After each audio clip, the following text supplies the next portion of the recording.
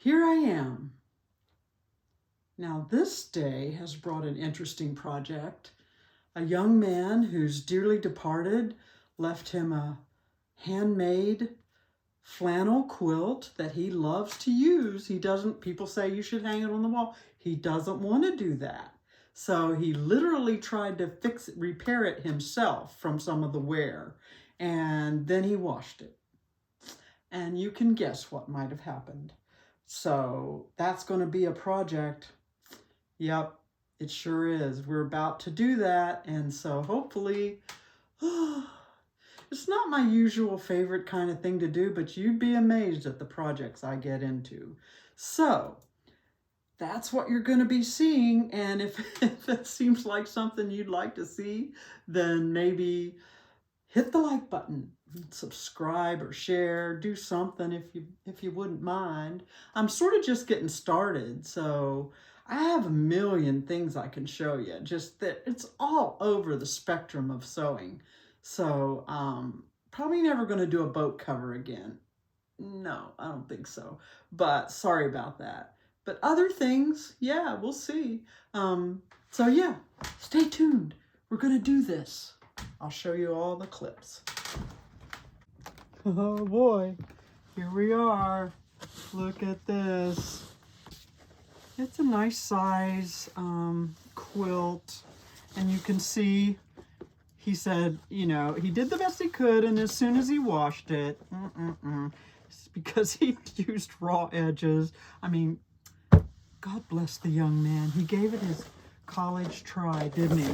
So I'm in the process of popping these off, and you will see these kinds of things. They're all over. This thing is, I mean, we're pushing it, to be honest, because the whole thing is getting thin areas, wear through areas. And I'm going to be honest with you. I was going to sit around and hand stitch every single one, but this thing is, I don't know, it's so far gone. Maybe I'm wrong, but I'm going to use an applique stitch, remove these, find the places, redo them, get the, make sure the batting is in a good state, you know, and then I will go over them in decorative, you know, I instead of putting a full square, I might do a bow tie here and other places where it runs. There's one long run. It seems to be this red.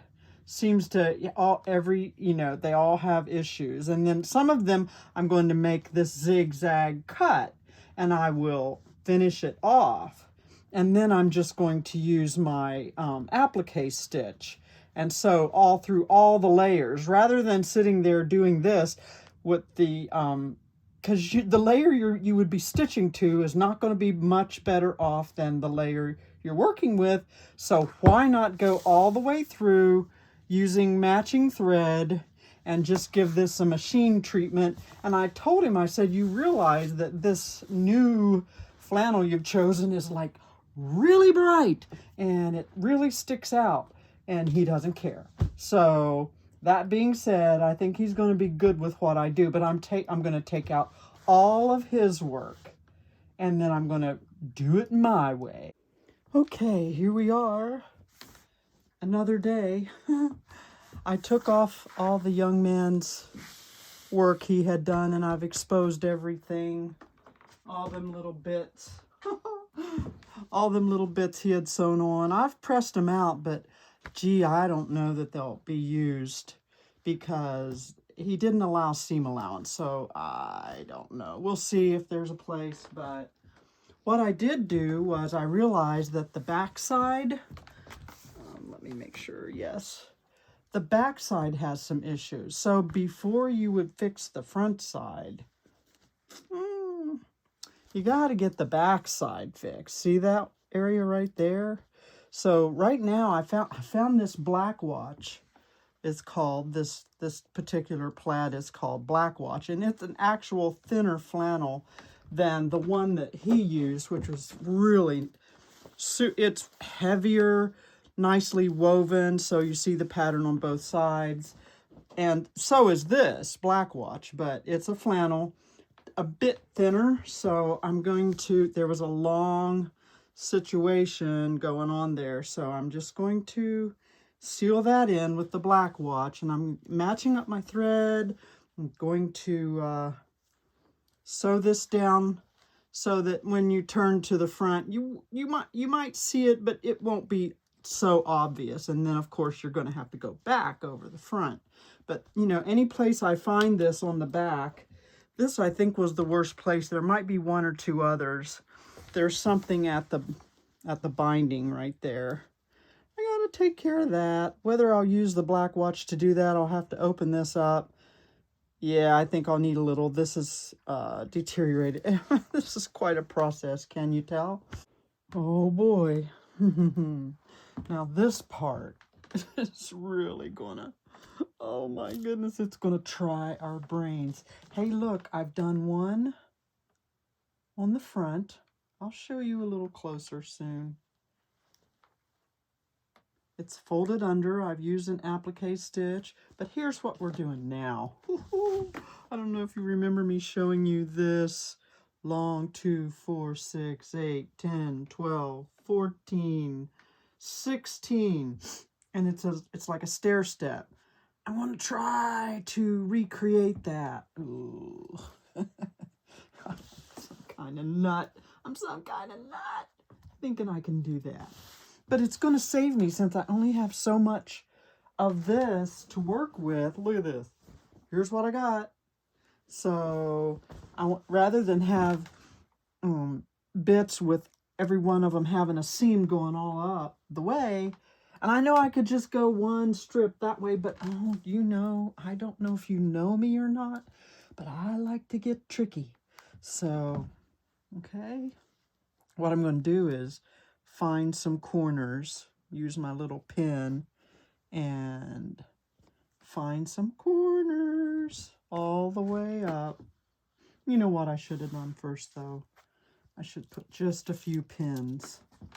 Let's just put a pin here and there where we know we're going. And how do you know where you're going? Well, it's tricky, isn't it? I know I'm going there. Let's just put one there. We just don't want to have to think we're getting off kilter. We can put one there. Okay, that'll hold me in place. Now I'm making dots. I'll check where the corner is. There it is. Make a dot. There it is. Make a dot. There it is. Make a dot. I'm just going up my stair step. And hopefully, when I'm done, I will have an exact pattern using this old, this was, if you can't tell, this was a skirt panel for a muslin mock-up. And I just reused this stuff, and right there. Okay, now, all I have to do is connect the dots. I can do that this way. Why not? So we can see like an actual thing happen. It's cut. I mean, the pattern is cut. So I've laid it going this way so that things will somewhat match up. And there's a couple places where I have a wedge. This is like aiming down a little. So I'll probably even things up best I can when I'm cutting. This lines up beautifully. The one down here lines up beautifully with the selvage edge. So as much as possible, if I try to follow the actual lines, which make excellent guides, I think I'll come up with a nice, that's the great thing about a woven fabric that's not just printed. When you're cutting along lines, you're literally cutting along weaving lines, not just print lines. So we're going to cut this out and then we'll place it on the quilt. Okay, look here. We have our piece. That's crazy, isn't it? I think it blends better than just a straight strip. And it saves because if I had cut these 6 by 4, whatever I had figured previously and made like all of these, there would have been all this seam allowance in there. We did, nah, this is so much better. It took a minute to get it, but I remembered exactly which went where. So now it's just a matter of putting everything in place. And my seam allowances are in there. And I snipped the corners. Well, looks like I didn't get that one, did I? Boom. Got it. Okay. Then I'm just going to pin this in place. Hopefully get it all over the right bit like we planned. Yep, that one there. If each one goes in the right place, then it will work out. So then I will do my stitch.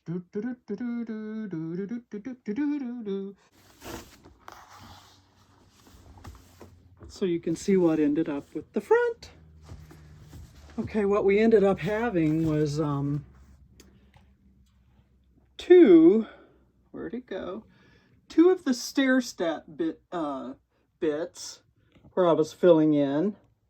There's one. Then there were plenty of those little squares, and they happened here. Here's the very center. Much of the center was messed up, so I just marked the center by using one, square.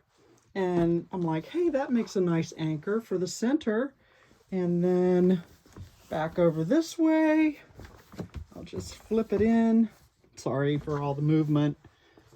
And there's the other stair step. I think that's the original one. I was working with the pattern. Yep. Yep, there's my stair step. It ends up working out just fine. And overall, these bits, since they're more somewhat integrated to the squares, there happen to be many at the very sides that got sewn in. And see, I told you about this polyester that they've used to bind, but I just actually went over it because the detail underneath that was messed up, I just kind of played over it. Then there's that. Then there's, oh my goodness, there's like, oh, I don't know how many it ended up being, but they're just everywhere. But the quilt overall looks good. It's going to be functional, and I think he'll be happy. There's that center again. And yeah, there's the other corner. So yeah, sorry I can't spread it all the way out, but you get the gist of it. It's just a nice repair on a thing that can be used and enjoyed. Okay, hope you enjoyed all this. Who loves ya?